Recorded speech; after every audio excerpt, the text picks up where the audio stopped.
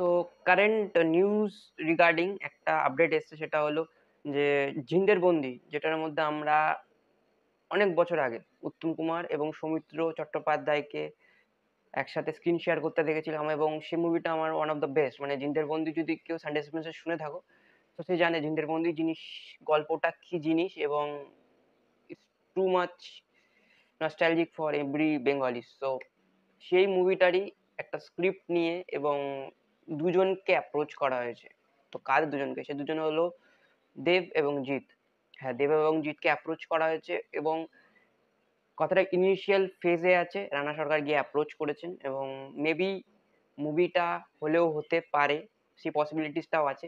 কেননা এত বড় হিউজ স্কেলের একটা মুভি জিন্দের বন্দি, সবাই যদি দেখে থাকো তো জানো যে জিন্দের বন্দি কোন লেভেলের মুভি। সৌমিত্র চট্টোপাধ্যায়, উত্তম কুমার মতো হিউজ কাস্ট, মানে সৌমিত্র চট্টোপাধ্যায় তখন হয়তো সেই লেভেলের অ্যাক্টর ছিলেন না, মানে যেটা তিনি কারেন্ট ফেজে ছিলেন, অ্যাজ এ সুপারস্টার বলা যেতে পারে।